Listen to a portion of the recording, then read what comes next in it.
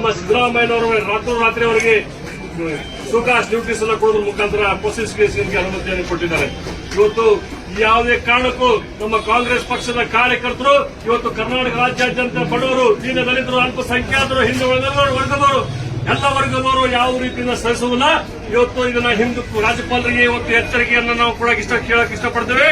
ಏನಾದರೂ ಅದನ್ನ ಹಿಂದೆ ತಗೊಳ್ಳಿಲ್ಲಂದ್ರೆ ಕರ್ನಾಟಕ ರಾಜ್ಯಾದ್ಯಂತ ಉಗ್ರ ಹೋರಾಟವನ್ನು ಮಾಡಿ ಇವತ್ತು ದೊಡ್ಡ ಪ್ರಮಾಣದಲ್ಲಿ ಪ್ರತಿಭಟನೆ ಮಾಡಿ ನಾವು ಅನುಭವಿಸುವಂತ ಪರಿಸ್ಥಿತಿ ಬರ್ತಕ್ಕಂಥ ಮಾತನ್ನ ಈ ಸಂದರ್ಭದಲ್ಲಿ ಹೇಳಕ್ ಇಷ್ಟಪಡ್ತೇನೆ.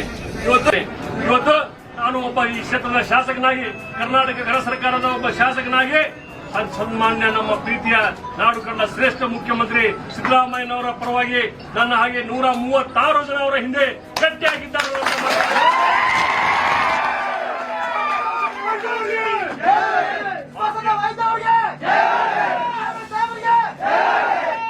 ನಡೆದಿತ್ತು. ಅದರ ವಿರುದ್ಧ ಕೂಡ ಲೋಕಾಯುಕ್ತರು ದೂರನ್ನು ಕೊಟ್ಟರು. ಇವತ್ತಿನವರೆಗೂ ಆಕ್ಷನ್ ತಗೊಳ್ಳಕ್ಕಾಗಿಲ್ಲ ಅವರಿಗೆ. ಇದೇ ರೀತಿಯ ಮುರುಗೇಶ್ ನಿರಾವಣಿಯವರಾಗಿರ್ಬೋದು, ಜನಾರ್ದನ್ ರೆಡ್ಡಿ ಅವರು ಇವೆಲ್ಲವನ್ನ ಬಿಟ್ಟು ನಮ್ಮ ಸಿದ್ದರಾಮಯ್ಯನವರ ರಾತ್ರೋರಾತ್ರಿ ಅವರಿಗೆ ಶೋಕಾಸ್ ಡ್ಯೂಟೀಸ್ ಅನ್ನು ಕೊಡೋದ್ರ ಮುಖಾಂತರ ಸಾಕಷ್ಟು ಕಾರ್ಯಕರ್ತರು ಇವತ್ತು ಇಂಥ ಉಡಿ ಬಿಸಿಲಲ್ಲಿ ಒಂದು ಸ್ವಾವಲಂಬಿಯಾಗಿ ತಾವು ಏನೋ ಒಂದು ನಮಗೆ ಸಹಕಾರ ನೀಡಿದ್ದಕ್ಕೆ ತಮಗೆ ಕೋಟಿ ಕೋಟಿ ಧನ್ಯವಾದಗಳನ್ನ ಈ ಸಂದರ್ಭದಲ್ಲಿ ಹೇಳಿ ತಮ್ಮ ಮುಖಾಂತರ ಇವತ್ತು ನಾವು ಮಾನ್ಯ ತಹಸೀಲ್ದಾರ್ಗೆ ಮನವಿಯನ್ನು ಕೊಡೋದ್ರ ಮುಖಾಂತರ ಇವತ್ತು ಹಿಂಪಡೆಯಲು